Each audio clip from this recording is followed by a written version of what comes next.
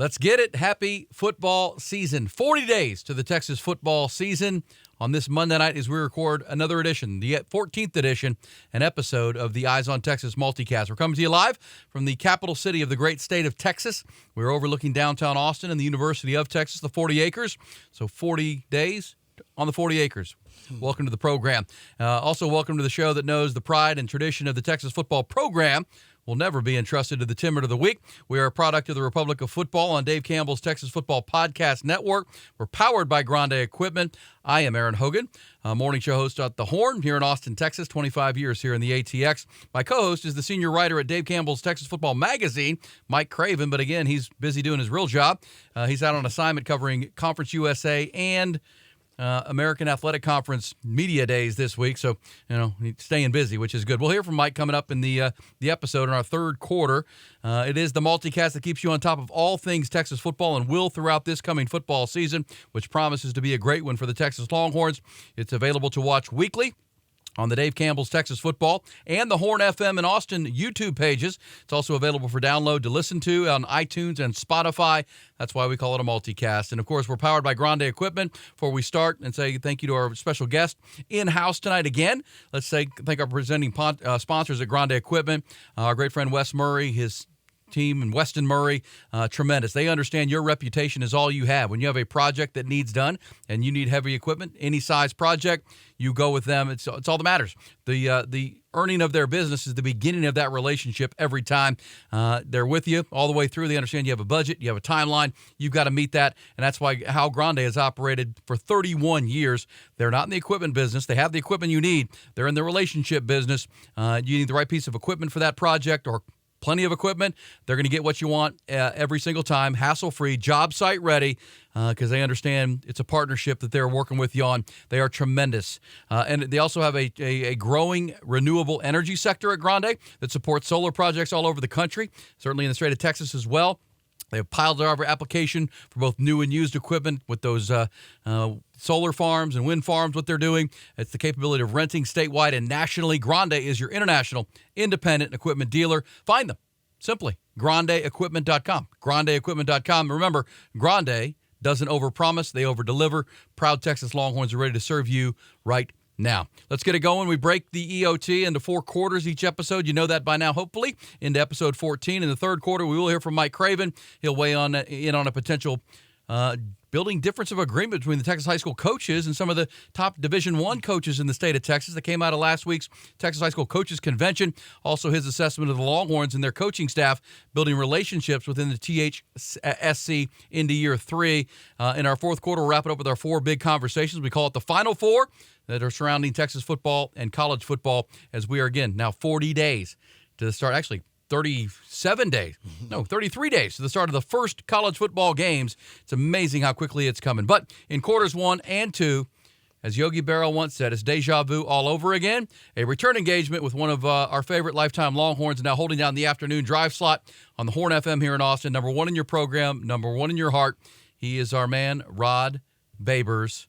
Hi, Rod. I appreciate you having me again, brother. Man, always good to talk football. Well, it was so good last week. It was so well received, and people just love hearing you talk football and, just getting jonesed up, right? Everyone's starting to feel it. It's time. I mean, you got training camp starting now in the NFL, and pretty soon, we'll have training camp starting for Texas in about, a couple of weeks? Yeah, one week from now, right? Like next week they'll report. They got a week off. I think the team did after their July of work, and it's cranking up. And before we get into our first quarter, let's just your memories of this time of year, whether it was high school or college or pro. Oh yeah. As a player, it's over now. It's time to. My friend Mike Rosenthal, who played for the Minnesota Vikings and the New York Giants for 8 years, and also Notre Dame, said, the way you feel in mid-July, right before you go to camp, is the best you'll feel all year. Yeah, I agree with that. You're in great shape, and nothing hurts really. Yeah, and you've been playing the game so long since some guys have played since little league, and I played obviously like middle school, high school, college, and pro. Still around this time, my body feels a little bit differently. I do think my body has gotten kind of acclimated, it's like a turtle shell, to get ready for training camps and to get ready for this time of year. So I'm with you. I remember training in the heat, man. That's a big part of it too. Here in Texas, I feel for all these guys, that's a whole different other obstacle. you're trying to overcome is to train in the heat. And you got to figure out a way because that's part of your advantage as a Texas football player. Come on. They got to come to your house in the heat. Hey, man, everybody can't play that. And then you did that in high school down in South Houston. Yep.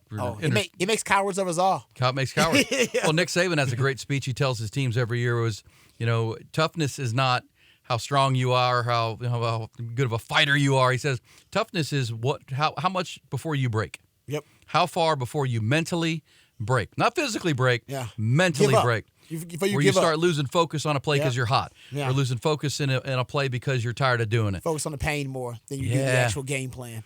How long can you go before you're broken?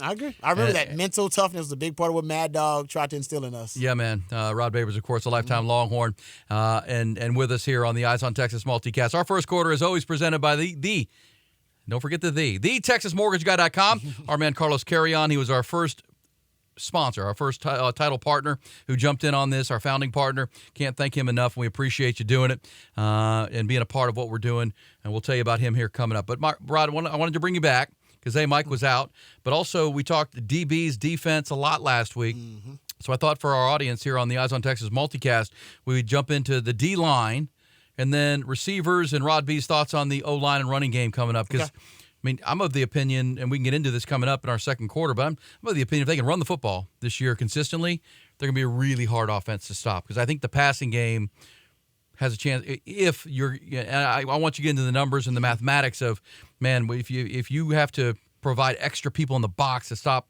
a run game, or at least think about that run game, you're in trouble as a defense, especially against the weapons they have. But let's start with the D-line.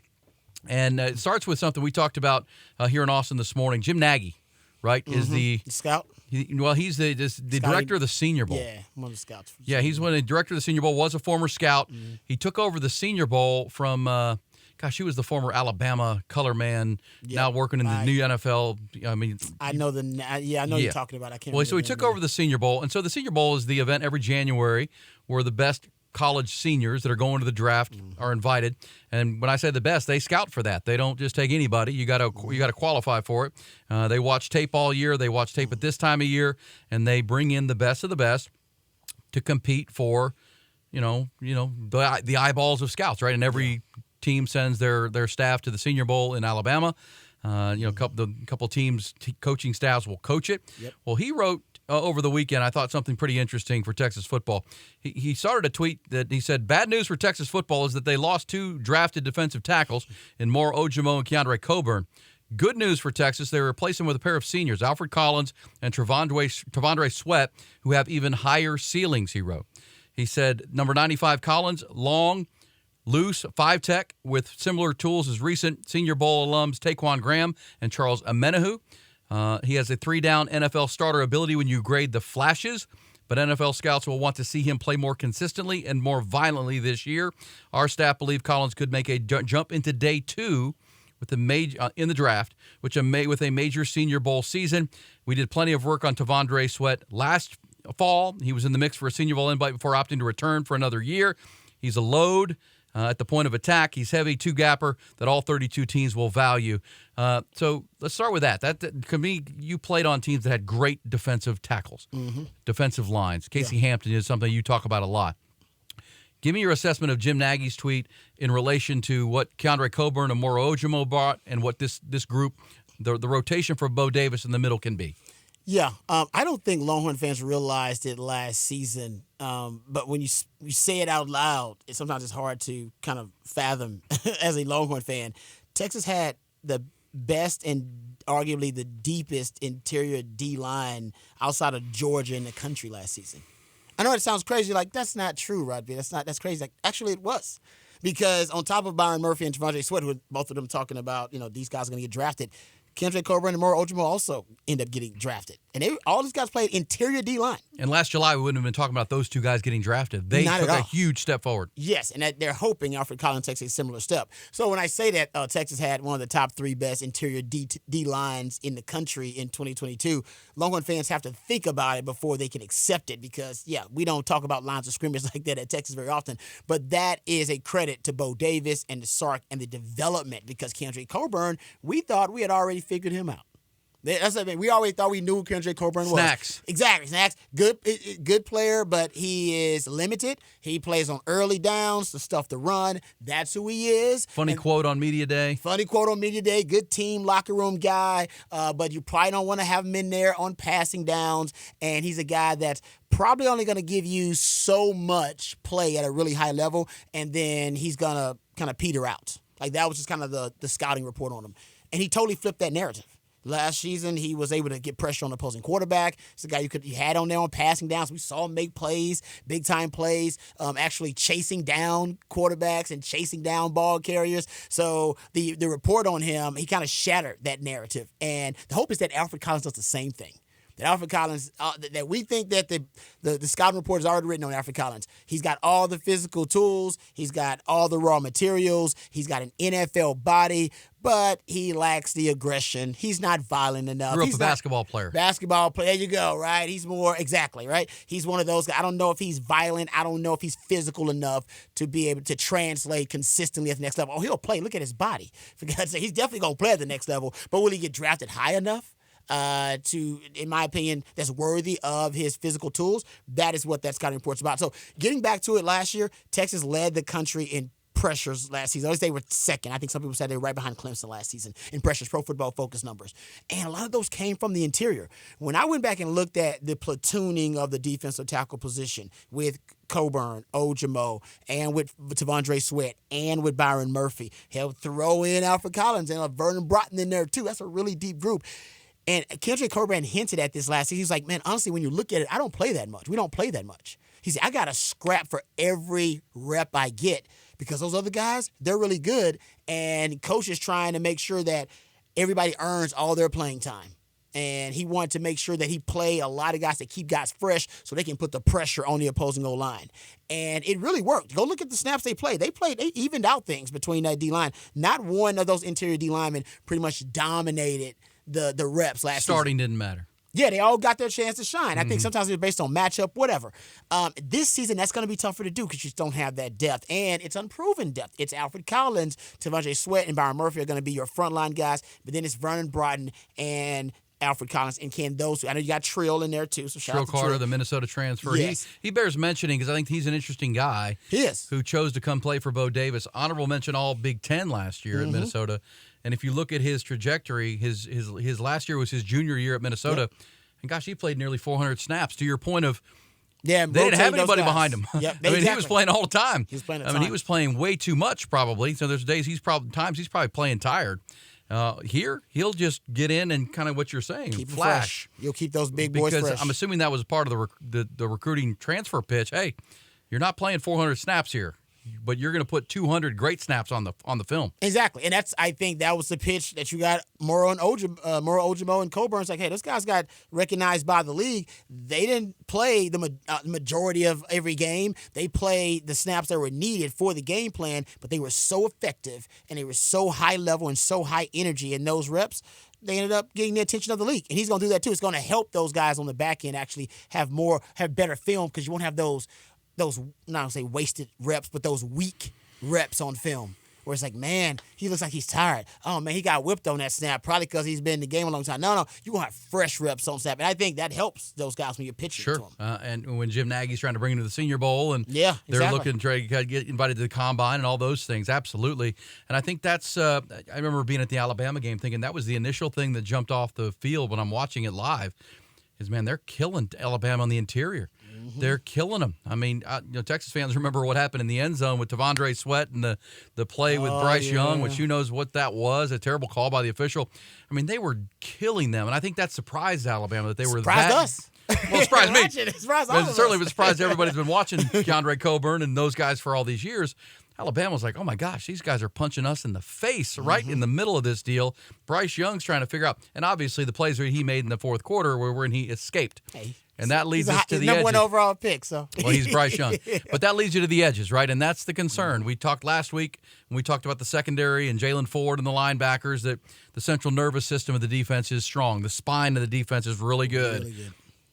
Corners, you feel pretty good. But, man, the edges on the defense. Barron Sorrells, Seems like a dude. I know. I Seems love like a Barron dude. Sorrell. He proved himself last season. If he can just stay on that trajectory, he's going to be fine. And then it seems like that next spot, right? Justice Finkley, Ethan Burke. Is that Anthony Hill? Is Anthony Hill the linebacker, the freshman from Denton, saying, you know what? In certain situations, he's going to be our edge. He's going to be our Micah Parsons, setting that edge and just using his raw ability. That's a concern because he can be strong up the middle, but you give up, you get pinched. Yeah. Now you're in trouble. And that was the big issue, right, in 2021, right? 2021, Sark's first year, and we're not just bringing up old stuff for the sake of it, but they were horrible on the edges. I think it was the worst edge defense in the history of Texas football. It was really bad. And give the coaches credit. They did a good job of fixing that issue, and they remedied that issue last season. And a lot of it was DeMarvio and Overshown.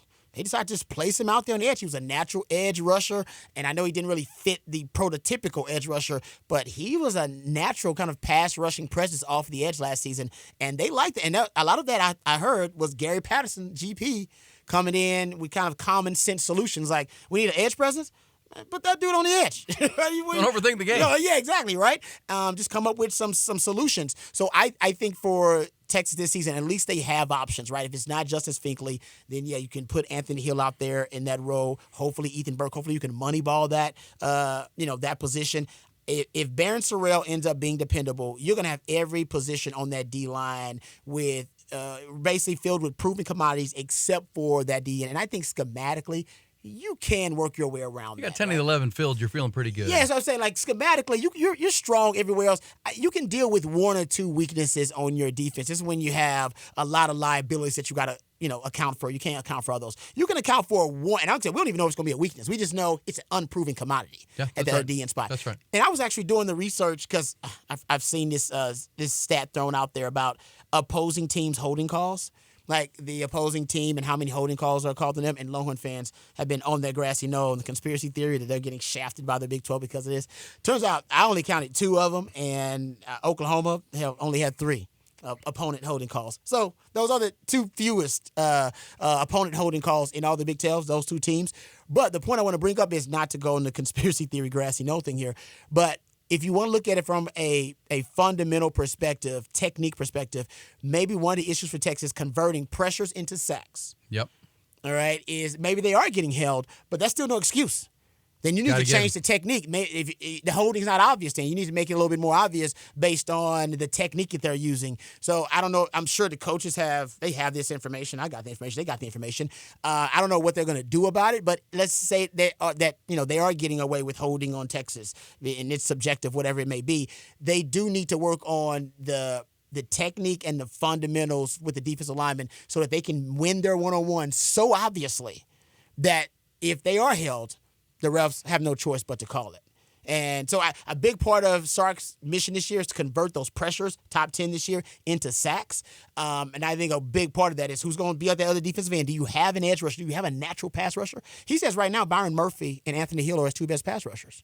Well, those guys need to be on the field a lot if you want to convert those pressures no doubt. Exactly into sacks. And I think that's going to be to them this year. That's going to be their conundrum. How do I convert those pressures into sacks? Maybe it's coverage, more coverage. Maybe it's getting different personnel on the field. Maybe it's scheme. That's a big part of why Payam Sadat, I think, is here. They want to execute and utilize more confusing, exotic, different, elaborate coverages and schemes so they can confuse opposing quarterbacks, hold on to the ball a little bit longer, pressure get home. Payam Sadat, one of the 3 analysts brought in with Joe D. Camillus and Paul Christ, and he is one of the the 4 founders of the double eagle flex. Yeah, back when Dick Tomey was at Arizona, it was called the wild. What do they call that defense? I mean, it was Teddy Bruschi was in the middle of that deal. Yes, remember? Yes, yes. No, I remember with the Arizona Wildcats. It had a nickname. I can't think of it now. I'm getting old. Oh, man. And Sark knows that they're going to have to be creative with where, because they don't have Von Miller on their team. They don't have the guy, right? Yep. Maybe that's Colin Simmons from Duncanville next year in the recruiting battle, but until you have him, you don't have him. You don't have Joseph Osai was the last one I think we had. You don't have Miles Garrett. You don't have Joseph Osai, who was relentless. Natural pass rusher on the edge. Natural presence. And so you have to kind of manufacture it. But playing corner for all the time you did in college and pro, you told to your point about keep it simple with Gary Patterson. You just have to set the edge. You got to bubble the edge a little bit just to slow the back down. Yes. To let the pressure get in 2021, it was just free run. The guys were at full speed into a hole, and it's like the corners are still covering. They're getting blocked. It's like you got to bubble it a little bit. You can't let that happen. I think they'll be better in that regard this year. No, they will, because I think fundamentally, with just the scheme, they have a lot more structural integrity than they did in the 2021 defense. Structural integrity, great word. But I do think it has to be personnel-wise. Desert Swarm was the defense. Desert Swarm, well done there. From Arizona Wild. Desert Swarm, Good job. This old brain sometimes still kicks in. It's like that rainbow wheel on the Desert Swarm defense. That's spinning. what it was. But no, I think you're right. I'm not worried about the edge. I on this defense, so what I'm worried about is if I was an offensive coordinator trying to attack the Texas defense, I think there are 3 places you're going to attack, and they're just places that are filled with unproven commodities for now, and that's the field corner. That's your defensive end opposite Barron Sorrell, and linebacker opposite Jalen Ford. I guarantee you when you play Bama, when you go back and track everything and how they're attacking, at least the first 20 plays, they're going to be attacking those positions. See how they handle it. Yeah, why not? And then go from there. And if you're a disaster, great. Game plan accomplished. It's executed. We just go after that weak spot and just pull at that thread till the whole damn thing unravels, and then Texas will have to adjust. And when you adjust on the fly like that, you're going to leave yourself vulnerable somewhere else.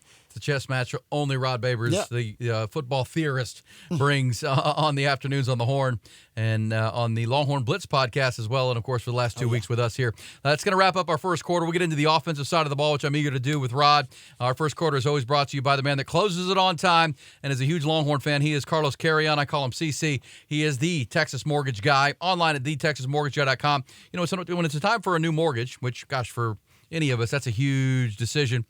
If you've not done it before, you're doing it again, or a refi in this current climate, it's always better to work with an expert in the field, that's obvious, but also a diehard Longhorn fan who, like you, watches the Eyes on Texas multicast and listens to Rod on the Horn.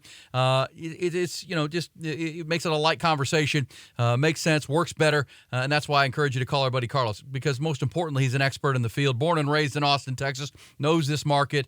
It's the only place he's ever lived, graduated St. Edwards University like I did, and as he says, probably would have played baseball or gone to UT if he weren't a baseball player and wasn't good enough to play for Coach Garrido and the Longhorns. But he's going on 10 years in the industry. He's not here to just provide you with a quote. He is your guide to help solve problems, strategize for one of the most important decisions you'll make financially in your life. He's a great communicator, loves his Longhorns, loves the Eyes on Texas multicast. He is Carlos Carrion with 2 R's, and just go to the website. That's the easy way. I give you his phone number, but who does that anymore? TheTexasMortgageGuy.com. The important TexasMortgageGuy.com. All right, let's get into our second quarter. That, of course, is always delivered by the good times and incredible scratch comfort food at Hayes City Store and Ice House, one of Rod Babers' favorite places and an absolute destination location in Driftwood, Texas.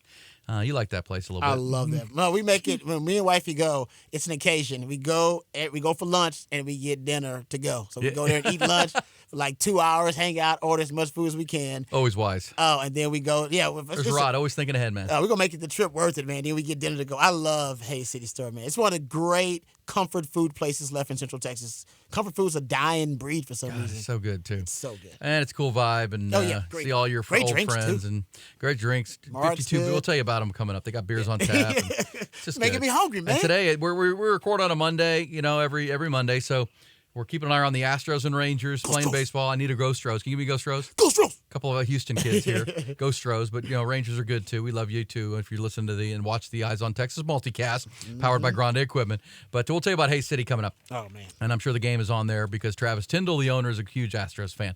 Okay, so we did defense. We feel pretty good about it. Improved even more from year 2 to year 3. Yep. Offense, Rod. You played defense, so when I say you're a football theorist, our audience knows that. You specialize in trying to figure out how to stop an offense. Yep. And how to think about stopping an offense. I want to start with this Texas receiver core because I hear you talk a lot, and I've heard you talk a lot about when you became the player you became was going against Roy Williams and B.J. Johnson and Sloan Thomas and those guys every day. Oh, yeah, the steel sharpening steel mindset. Mm-hmm. When I think about the Texas secondary, I have to consider that they're going against X. Worthy and Isaiah Nayer and Jordan Whittington and A.D. Mitchell. That only can make them better. I love that point. I love that point you just made. As a matter of fact, I asked X-Man at Big 12 Media Days. I wasn't there, but we had an interview over the phone.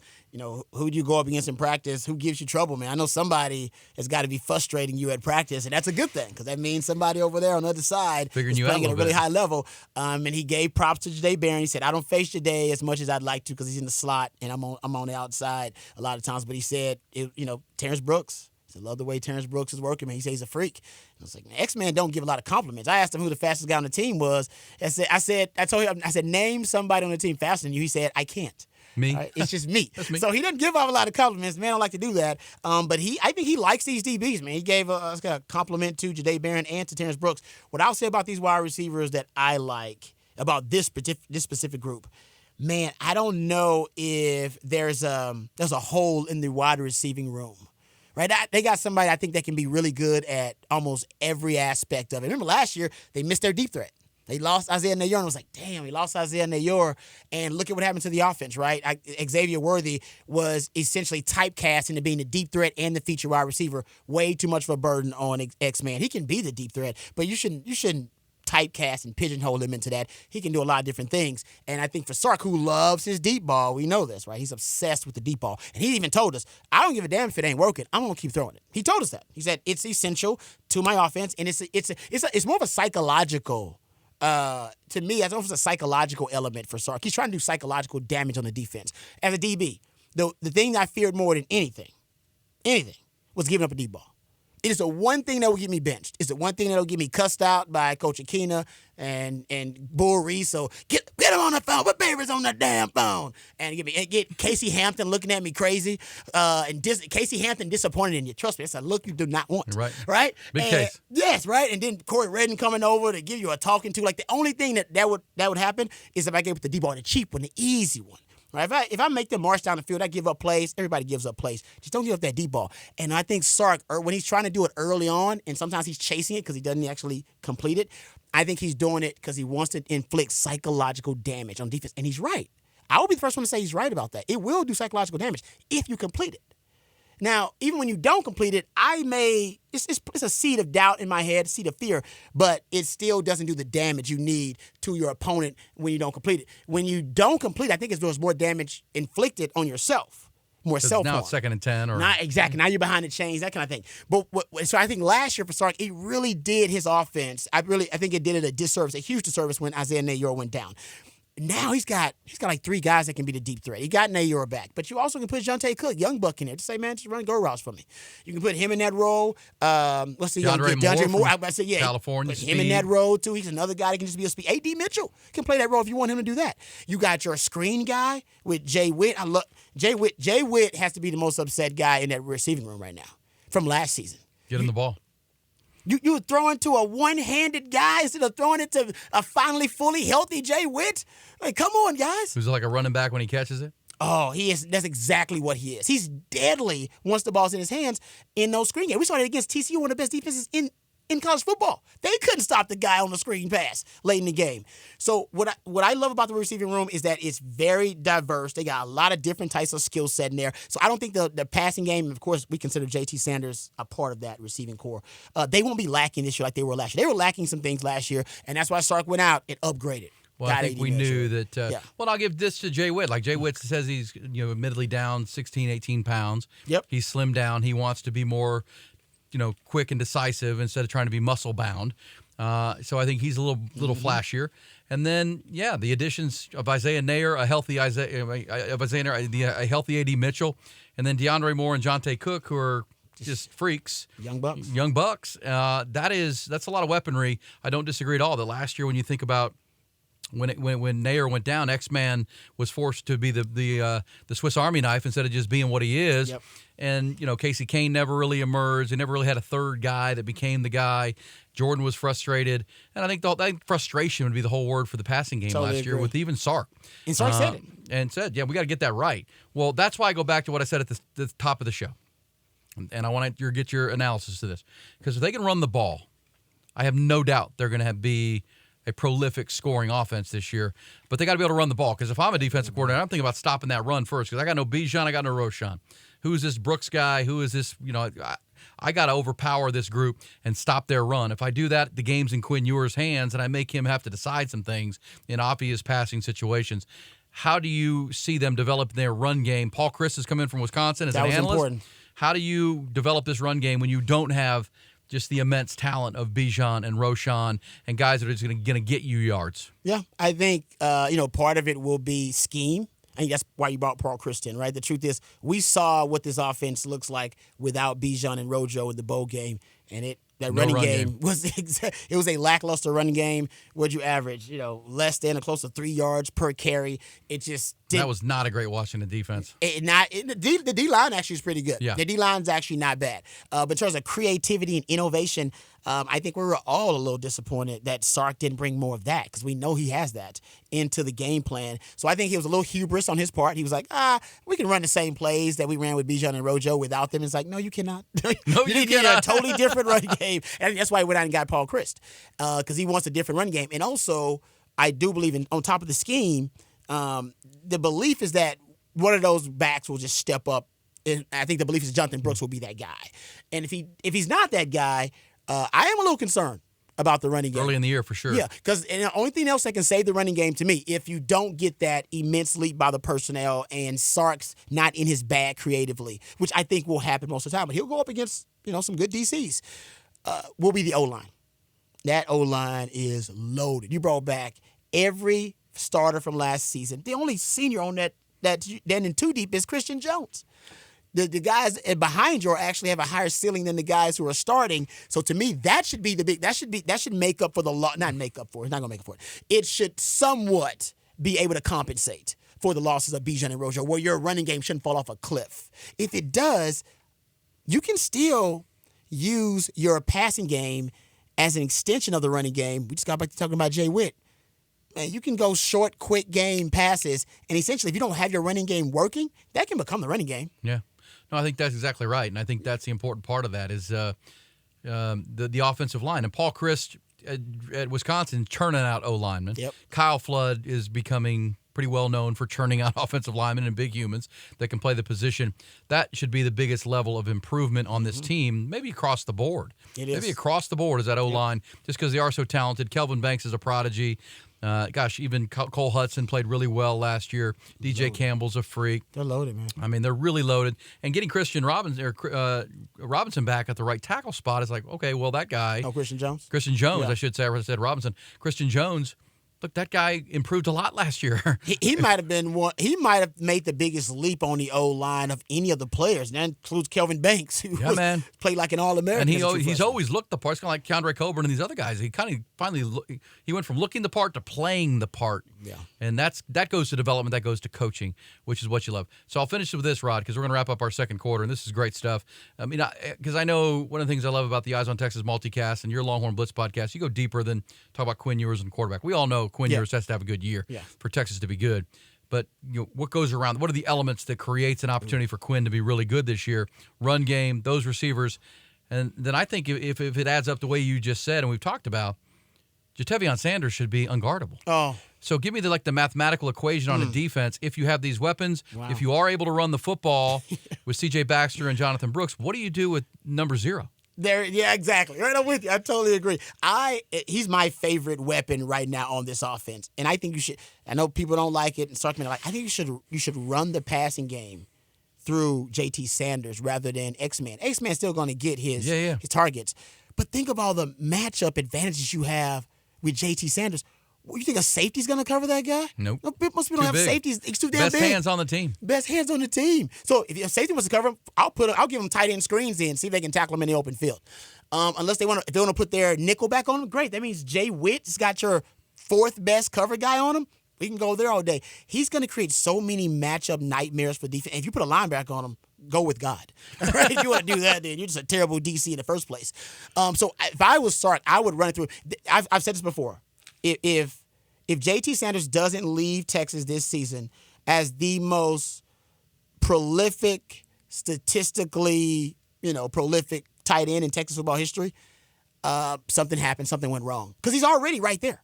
He's already close to all the records. Michael Finley and David Thomas. He should be Sark's. He should be the most prolific tight end that Sark's ever coached, and he also should be the most prolific tight end statistically that Texas football has ever had by the end of this season. He should. And if he is, and you're completely 100% about that, if he is, it's credit to him because he's a 5-star kid that you could have said, I don't want to play tight end. What are you talking about tight end? I'm going to be a, whatever else, right? Pass rusher or receiver. Exactly. Everybody wanted to play pass rusher. I'm going to transfer out here. You guys want me to play tight end. He was willing to redshirt, learn it from Jeff Banks, and now maybe thrive in it and become a guy that, Brock Bowers, the kid at Georgia's, who's everybody be talking about, he could be 1A in that conversation. Oh, there's no doubt. And you watch what's happening in the NFL with the Travis Kelce era and George Kittle. I mean, he slots right into that conversation, big picture on Sundays. Yeah. I'll just give you the stats real quick about how close he is about all these records. He had 54 receptions. That was the most by a tight end in a single season in program history. Already did that. His 613 yards receiving, second all-time in a single season. So the most receiving yards in a single season by a tight end, 637. He had 613 last year. So he should be able to get that this year. Most receiving yards in a game by a tight end, 149. Honestly, I think he can probably get that next season too. If you go look at most receiving yards in a career by a tight end, 1367. Dude, he had 600 last year. He just needs to have that same thing, and he'll go over that. So statistically, he should leave as the most prolific tight end in Texas football history. And I think schematically, it makes sense because everybody's going to double X, man. You have to. That only makes sense. That's why Travis Kelce is so lethal. You can only double tight ends a certain way schematically, because you can't put all your corners and your DBs inside. And when they move those guys around, I'll give you a nice little tidbit before we get out of here. The skill position player in the country that moves around more than any other player in the Power 5? Nope. JT Sanders. Yeah. More motions and shifts than any other player. And you watch me go, it makes sense because he's probably on the move every play. They probably move him around a little bit. Watch who else does that in the NFL who's moving around a lot. Travis Kelce. Because it tells what the coverage might be. Yeah, exactly. Mahomes can read what's happening around it. And you can't adjust to what he do. Move all your safeties and your corners every time he moves? No. So that means he's probably going to be matched up on a linebacker. Because if I put him in the backfield, coverages have different responsibilities based on where you're lined up. Yeah. So that's why Shannon would always line Debo in the backfield because that idiot defense says everybody in the backfield is covered by a linebacker. Well, okay, idiot defense. I'll put Debo back there and your idiot linebacker's got to go cover him. Same thing applies. You put JT Sanders in the backfield as opposed to putting him on the line of scrimmage as an inline tight end, and then the defense automatically says, well, linebacker's job now, not DB's, and you go, okay, then run him on a route right out of there, matchup advantage. You can just move him around the chessboard, man. I know, it's unbelievable. And that's right, because, fantasy football owners, other teams know, how do we keep letting Travis Kelce get wide open in the red zone? Exactly. Well, scheme. Put your best corner on him, and then you screw up the structure and integrity of your defense. You got nothing. Right. That's what we work on all year long, and now we can't stick to it. Last thing, Rod, I just said that, but you just picked my – if you're the defensive coordinator facing Texas, we're 40 days from the first game. Yep. What's your game plan? Oh, this is easy. Go ahead. This is easy. I love that. Longhorn fans ain't going to like it, but it's easy. You 3 high, baby. 3 high defense. 3 high, 3 down. Until Sark can beat it. Sark can figure it out. Here's my little nugget for you. In the 2 years Sark has been here, his offense is averaging 9 points fewer per game versus any team that majors in the 3 high, 3 down. Defense. Go 3 high, 3 down, baby. The reason schematically why he can't figure it out is because he runs an RPO-based scheme. Well, the 3 high, 3 down distorts your pre-snap read. It's it's never the same. So RPO, you're just counting the bodies in the box. If you have a matchup advantage, you have the numbers advantage in the box, then you're going to run the ball because we have more numbers in the box than they do. If you don't have the numbers in the box, right? You don't have the numbers in the box. Oh, sorry. If you do have numbers in the box, you got no net. You run it. If you don't have numbers in the box, then you can throw it. That's what they're talking about, because if they stuff the box, that means you have the advantage on the outside. Football, rudimentary at its core. If you don't have the numbers advantage inside, you got it outside. If you don't have the numbers advantage outside, you got it inside. That's what happened to TCU in Texas last year. Sark kept trying to run the ball against that brick wall of TCU. They ran 3 high, 3 down, but they kept stuff in the box, right? Against Bijan, makes sense. And Sark finally figured out second half what to do. I don't have the numbers advantage inside, so where's my numbers advantage? Quick out it's on the outside. That means we got the numbers advantage out there. You can't have the numbers advantage everywhere. If they have it one side, then you got it elsewhere. So with the RPO game with Sark, that 3 high, 3 down, it distorts that pre-snap read for the quarterback. So the quarterback may decide, oh, man, we got the numbers advantage in the box. So, numbers advantage in the box, I'm going to hand it off, and you actually don't have the numbers advantage in the box, that kind of thing. Well, there it is from Rod Babers. Man, great to see you. and look forward to more of this. We're 40 days out. It's counting down fast. But Longhorn Blitz podcast, also available wherever you get podcasts in addition to this one. It's great stuff with he and Jeff Howe and Matt Butler. Also afternoons on hornfm.com, and there are some changes coming to that radio station in the near future that we'll be telling you about. But Rod, thanks so much, my friend. Anytime, brother. It's fun. Awesome. Appreciate our man Rod Babers, and as he told you, loves Hayes City Store. He and his wife go out there and they order lunch and dinner. That's a very smart way to do it. As you can hear from Rod, he's got a strategy every time. Hayes City Store, open for business, ready to serve you and your family and your huge group, birthday parties, anniversaries, or just, man, we need some great scratch Texas comfort food. Open every day, offering you seating on their beautiful patio.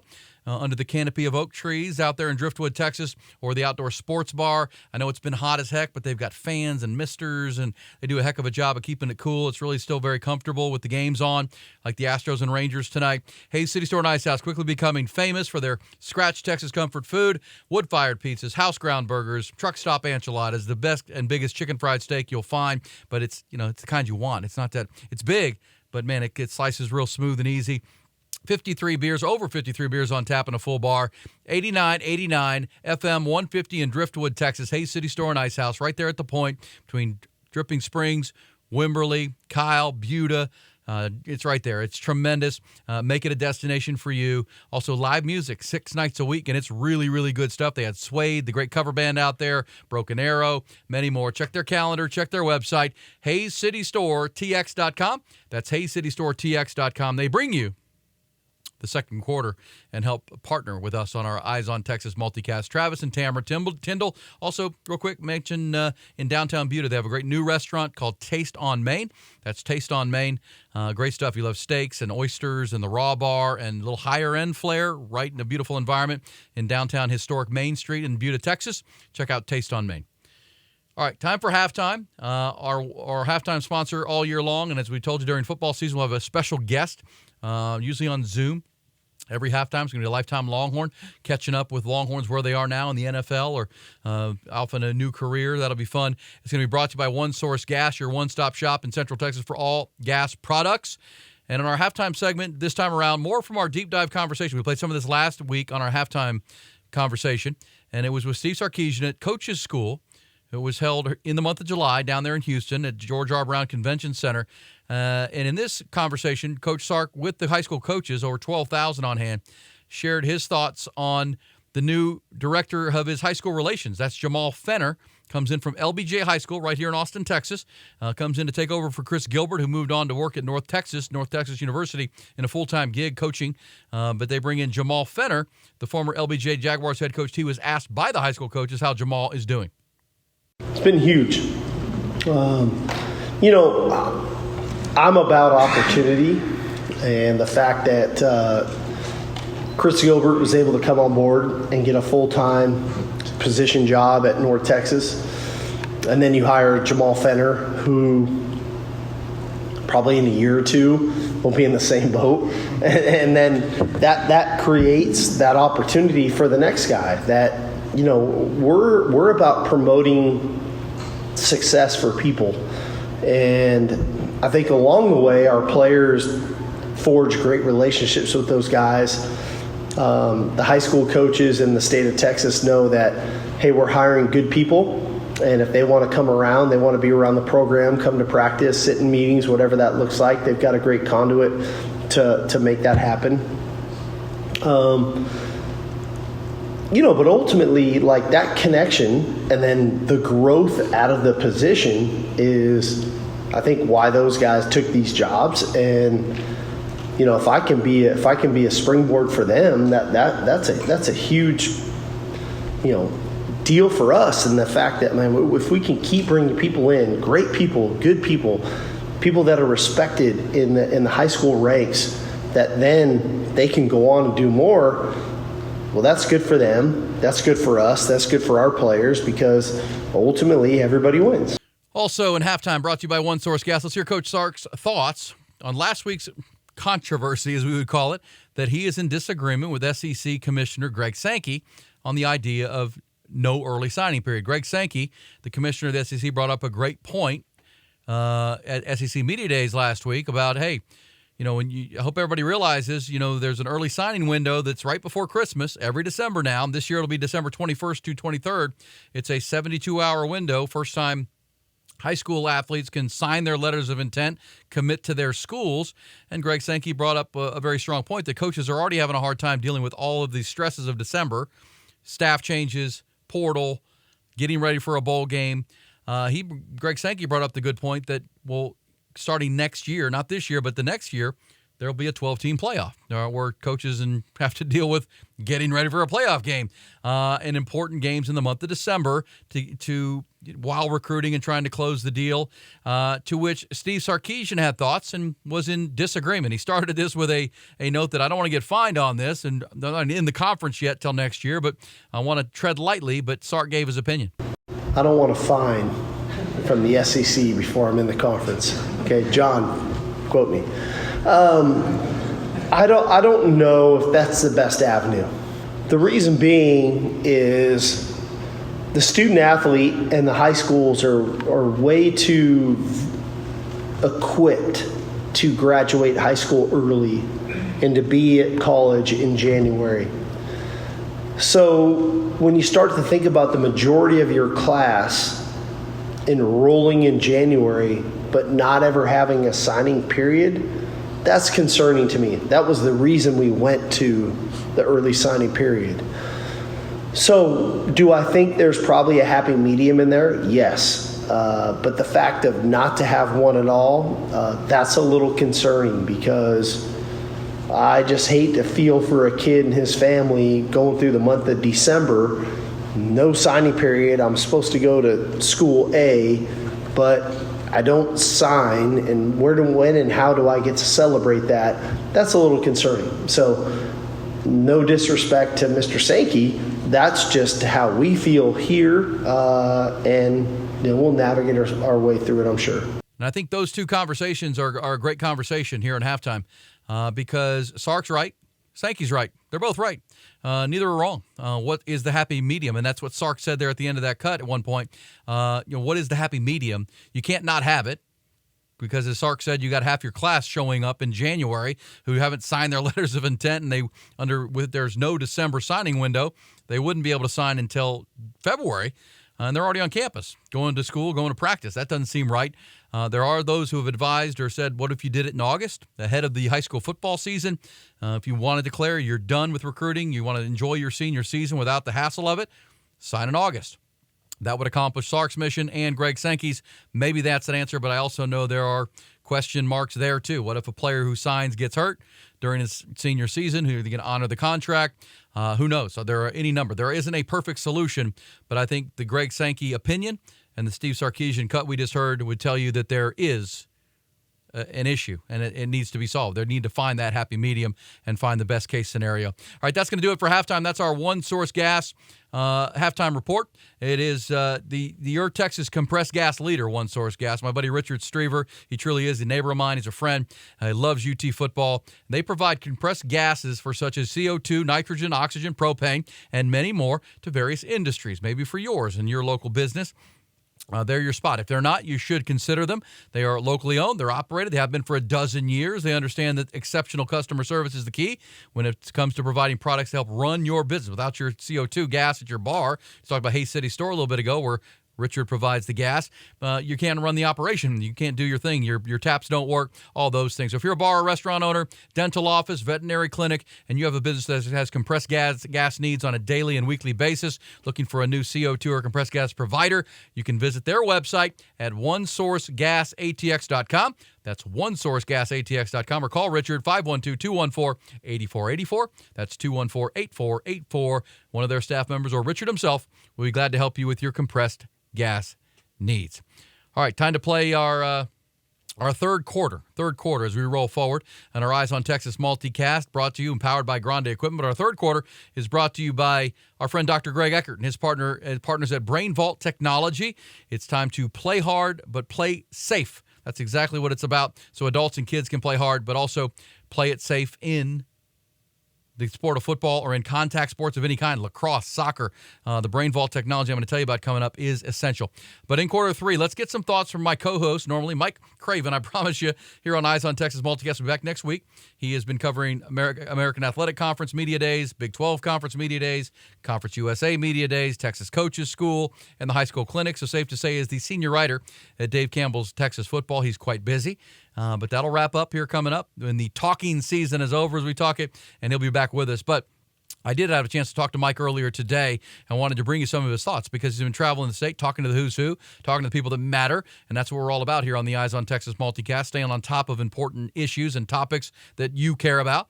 So in quarter three, let's get some thoughts from Mike. He went from, as we said, from Big 12 Football Media Days. He is up in Arlington this week in the Metroplex for Conference USA Media Days. And I spoke with him earlier today, asked him about the brewing controversy between, that maybe you probably don't know about, but between D1 coaches like Steve Sarkisian, Jimbo Fisher, and others, maybe even Sonny Dykes at TCU in the state of Texas, and the Texas high school coaches that simmered over a little bit last week at Coaches School. Here's Mike's thoughts from what he observed and heard when he was down in Houston last week. I think it's an interesting time in modern recruiting with the transfer portal, with NIL, with how many states recruit inside of Texas so well these days. I know that's always been true, but it feels even more true after A&M went to the SEC. That's really allowed Alabama, Georgia, Florida, LSU to get into the state in a way that it wasn't before. And so I see both sides of the argument. I think the THSCA, looks at Jimbo, looks at Sark, and goes, hey, y'all are our two flagship, universities. We want you to be here more. We want you to carry this flag. We want you to do the straight line recruiting and not go through the trainers or, the agents and use the high school head coaches. And then I think Sark and Jimbo's argument back would be like, yeah, but, Georgia comes in here and recruits. Y'all got Matt Rule, giving speeches. Shane Beamer came and gave a speech.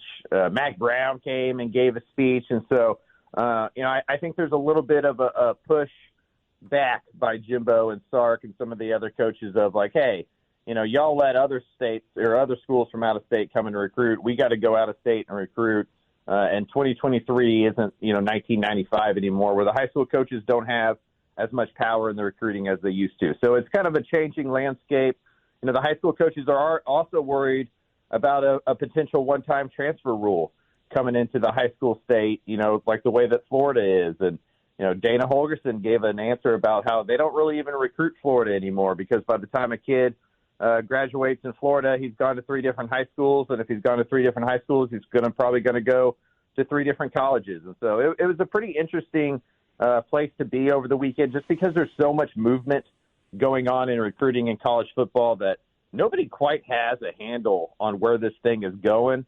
And so it's a room full of 10,000 coaches kind of talking ball, but also talking the future of football, and they're not sure exactly where it's going. So there you go. Mike Craven, Matt Rule, these coaches coming in from out of state, Mac Brown coming in, and you want us to not recruit outside of the state. You want us to be Texas only, and you're bringing in other coaches. Interesting. I like that conversation that Mike Craven brought up. I also asked Mike about the weird situation with Texas A&M head coach Jimbo Fisher, who simply on the Sunday where they held the coaches school panel for D1 coaches, the Jimbo Fisher didn't show up. They didn't know. We didn't know until like an hour before that Jimbo wasn't coming.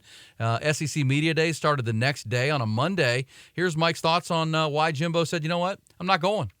I think for Jimbo, and I don't know this for a fact. I just don't think he wanted to come. I think if I was owed $70-something million, I probably wouldn't do a lot of things I didn't want to do either. And honestly, this is another conversation I was having at coaching school, and I don't know if everybody enjoys me having it, but why does Jimbo Fisher need to go? Like, you'd rather him go. You'd like him to go. But it's not like he's hurting to get recruits, and it's not like he's hurting to get recruits within the state of Texas. And so, if guys in the state, if the best players in the state of Texas are going to continue to go to A&M, whether Jimbo Fisher plays nice with all the coaches or not, I think to him it doesn't seem to be all that of a necessary thing. I don't think he wanted to answer a bunch of questions. There's some media stuff that's involved with this, right? Like Sark did a 20-minute sit down with the media. He even came and did a 10 or 15-minute, one-on-one sit down with us in a different room with Dave Campbell. So that was pretty cool. But yeah, I just think Jimbo's one of those guys. I've been frank about this. Jimbo's the only coach in the state that didn't do a one-on-one with us for the magazine. Usually we go around in April and May and go to all the schools and sit down with all the coaches for the magazine stuff. He didn't do that either. And so I just think I think his argument would be like he's worried about ball and he's not, they went 5-7 last year and he's just going to focus on Texas A&M. But I think the real answer is he's owed a lot of money. It's all guaranteed. Everybody's not that happy with him right now. All the questions are about Petrino and the losing and the buyout and the firing. And so he's gone, look, I'm not going to do anything I don't have to do. There you go. Jimbo makes a lot of money. Doesn't need to show up and answer your questions. That's as simple as it can be. Mike Craven bringing that. Really strong stuff as usual from Craven. That's outstanding from the senior writer at Dave Campbell's Texas Football. Last thing I asked Mike about from his visit down with the 12,000 or so Texas high school football coaches was Steve Sarkisian. And going into year 3, where is his relationship with the Texas high school coaches? We know Tom Herman, the previous coach, did not have a great relationship by the end with the Texas high school coaches. Charlie Strong, tepid at best with the Texas high school coaches for whatever the reasons.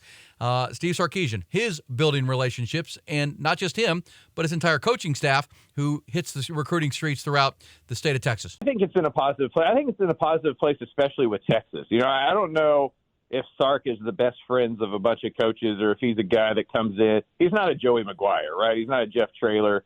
He doesn't have that type of personality. He's about the football. He's about the football team. He's pretty computeristic in that way, right? Like he's just about that. But I think he's put together a staff that does a really good job with a lot of the high school coaches and has built a lot of really good relationships. Especially, he's knocked the high school relations hire out of the park 2 times in a row with Chris Gilbert and now with Coach Finner. And so he surrounded himself with, I think, guys that can do well with the relationship building within those high school ranks that maybe he doesn't as the head coach do as often. All right, there's Mike Craven. Maybe Sark not quite there yet, but getting there, and really he's a relationship builder, but the assistant coach is doing a great job in the great state. That's why you're seeing the great recruiting in South Dallas. Houston is growing, getting in there with some of the best players in the state of Texas. It's such a fertile recruiting ground. There's Mike Craven bringing you our third quarter. And our third quarter is brought to you by Brain Vault. This is really, folks, a revolutionary technology. If your youngster plays football, lacrosse, soccer, a contact sport, you need to go to brainvault.com. It's more than just a mouth guard. When you think, what's Brain Vault? It's a mouth guard that you wear when you're playing your sports. But Brain Vault optimally aligns the lower jaw in a position that strengthens the neck muscles to minimize concussive forces. This is important. My friend Dr. Greg Eckert and his team have spent years and years developing this. His partner is a 30-year agent in the NFL. Drew Pittman and Drew's clients in the NFL wear the Brain Vault technology when they're playing football games on Sundays. Again, it aligns the lower jaw correctly so that the head and neck can deal with maximum force during contact of a tackle or a head-to-head collision of any kind. Clenching the jaw in the optimal position allows for maximal forces produced by the muscles in the neck to prevent the head injury. And it's pretty incredible. Drew Pittman, the agent of 30 years, his clients who have worn the Brain Vault technology in NFL games have reported 0 concussions in the time that they've been testing this, and it's time for your youngster to take a look. Strong neck muscles help slow the head during the contact, help minimize and stretch the shear of the brain tissue. That leads to the TBI, which is traumatic brain injury. Again, this is very important technology. It is important for your youngster, and all you have to do to learn more and do all the research yourself is go to brainvault.com. That's one word, brainvault, VAULT.com, brainvault.com with Dr. Greg Eckert and his team. I promise you, tremendous, tremendous people. And a technology you're going to want. They can do custom fittings for your whole team. They can do custom fittings for your whole family or for just you or your son or your daughter. Make sure you're checking out brainvault.com. All right, Eyes on Texas Multicast rolls into the fourth quarter. We hit our 4 big conversations of the week, and our fourth quarter is presented by Access Discount Healthcare, created by pharmacists to offer you Netflix-style monthly subscriptions to help significantly cut your prescription drug costs. And here he is, our digital producer, wearing his best wrinkled shirt from our trip to Florida one day back in the day. Destin, Florida. That was a good trip, wasn't it? It was a fun trip. I mean, that's the only time I've ever been to Florida, been to the white sand beaches. So, I mean, it was a good time. T-shirt looks good. You probably want to iron that. Your mom used to iron your clothes back in the day. When it sits in the backpack and you got to go from one job to the other, You're a busy guy. I get it. I love it. All right, so what are our big conversations of the day around college football? It's kind of the slow time, right? We're 40 days out. Camp will begin next week. Media days are mostly over.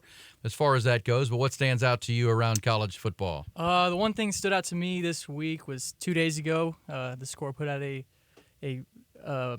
article saying Florida A&M had to ban football players from their facility after a rap video was shot in the locker room.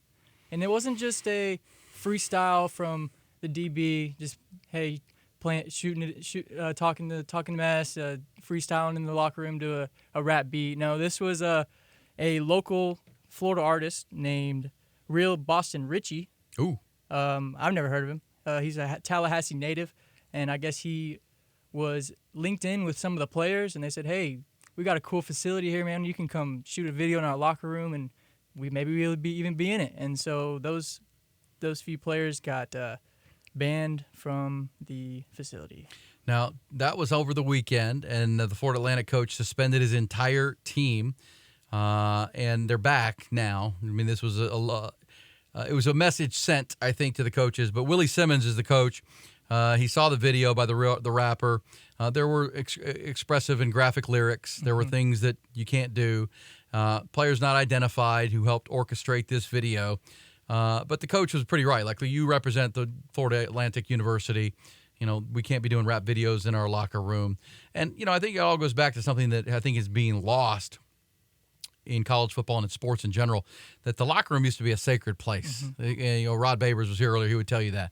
You know, what happens in the locker room stays in the locker room. What we say here is a sacred trust between us. Don't break the bond.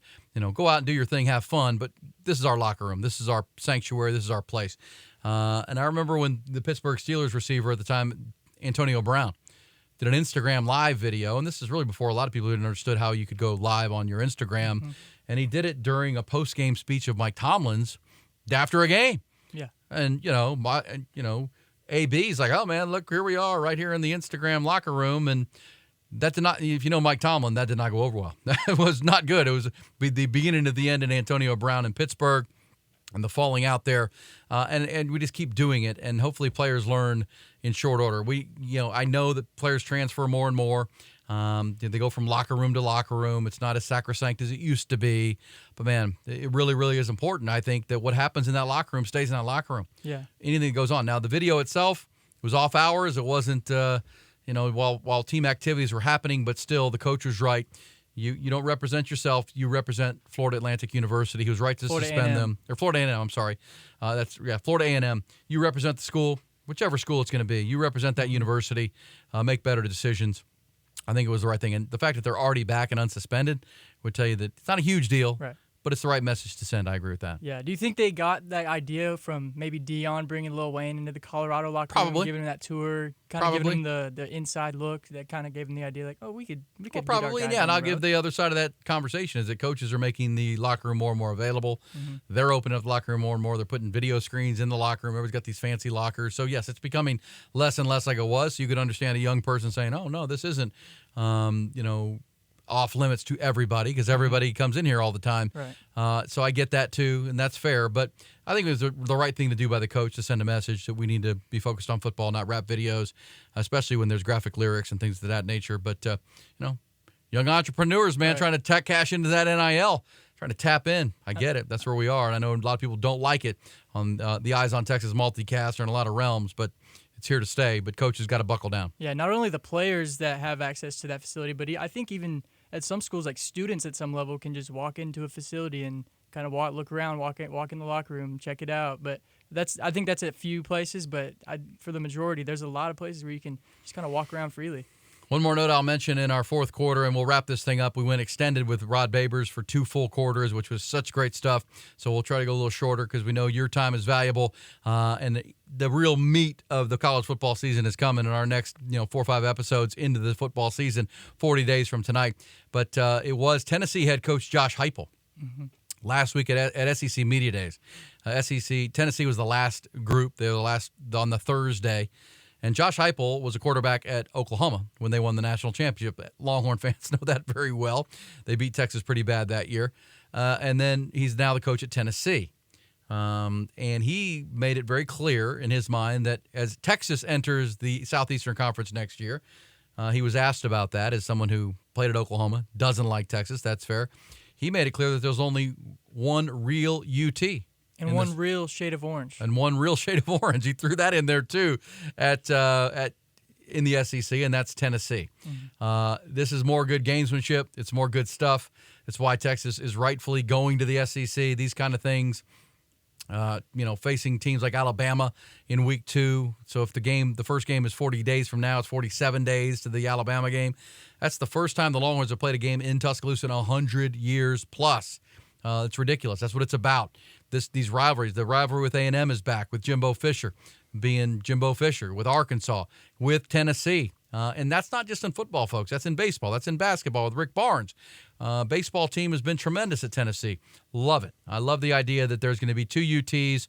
We're going to be battling over. I'm so ready for the whole horns down controversy to go away. I know Longhorn fans hate it. Most rational Longhorn fans I know could care less. It's a compliment that they're actually, rent-free in your head kind of thing. They're buying bumper stickers that give your school revenue to put them upside down on their vehicles. That's okay, but I kind of like the new, fresh rivalry conversation. I'm tired of the upside-down horns.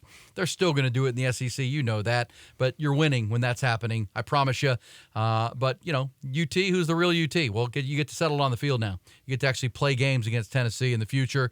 And Josh Heupel's got a rising program, and they got a weird clockwork orange, shade of orange. They got checkerboards in their end zone, which is kind of cool too. In a great football environment and sports environment, passionate fan base. That's the number one thing for me with the move to the SEC is just you're going where you belong. You're going to be joining a lot of like schools with like fan bases. UT is probably a little more enlightened than most of them. I think that's fair to say. But, that's what it's about. You're going to play great, go on great road trips, great tailgate parties here and there, great opportunities in every sport. Really excited about it. So Josh Heupel, an Oklahoma player, saying something about UT, the real UT, the real orange. It's perfect. It's what it should be. It's what the SEC should be all about. Longhorn fans, get ready, buckle up. But first, the 2023 season is here to take care of you, and that's a good thing for the Longhorns making a run at a Big 12 championship 40 days from this taping day, which is July 24th, a Monday. Hope you enjoy the show. Our fourth quarter brought to you by our friends at and here's the deal. I'm going to tell you the website here coming up, but you need to pay attention to this. Prescription drugs are a huge cost to everyone. Everyone's looking to save money. For prescription drugs, if you've got a series that you need every month for you, your family, your kids, whatever they might be, you now have essentially a Netflix-style platform for your prescriptions. I know that sounds like, what are you talking about, E? That can't be true. No. You pay a small amount monthly to access the platform, and all of your prescriptions from that point are free that you need on a month-by-month basis. There's no long-term contract. Month to month, you cancel anytime, and so subscriptions are at, I'm going to tell you the website here in a minute where you can go get all the information you need, $21.99 a month for one person. So if Nolan right here is one person living by himself, needs a prescription, if it's less than $21.99 that he gets, that's fine. But if he spends more than that on an annual basis, divide it by 12, that's what, $22 a month. Every month, and the prescriptions are free. For 2 people in a family, $26.99. For a family of 3 or more, provided they live at the same address, it's $31.99. And prescriptions can be mailed directly to you or picked up at over 64,000 pharmacies like Walgreens, CVS, and others.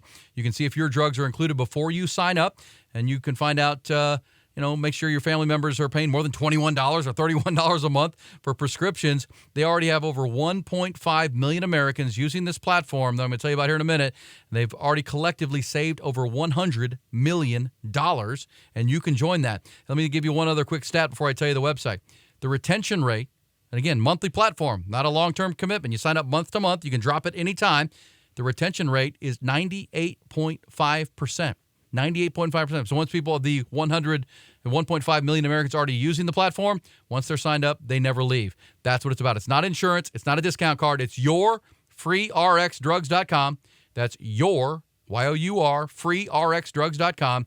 Go to the website. I promise you they have a fact page. They answer every question you have. They have videos because I'm thinking you're thinking, man, how does that all work? Let me see that. Go to the website. It'll all be there. Your freerxdrugs.com to sign up and learn more. One more time, your freerxdrugs.com. And you could be signed up, saving yourself a lot of money like over 1.5 million Americans already are. All All right, Longhorns, that's a wrap on another edition of the Eyes on Texas Multicast. We are a product of the Republic of Football on the Dave Campbell's Football Podcast Network, also on Horn FM in Austin's YouTube page, where I do a morning show every single day. We are powered by Grande Equipment. Appreciate Mike Craven's participation in the program today. He'll be back live on Monday of next week for episode 15 as we plow into training camp. Also can't thank Rod Babers enough for his contribution. 2 great quarters. Appreciate him quite a lot. As always, he's just good stuff, without a doubt. Grande Equipment, a locally owned independent equipment company that's been serving Texas and the world's equipment needs since 2004, are our title sponsor. Wes and his team, can't thank them enough either. Hook 'em horns. Online at grandeequipment.com. Have a great week. Enjoy the Multicast on iTunes, Spotify, and on YouTube.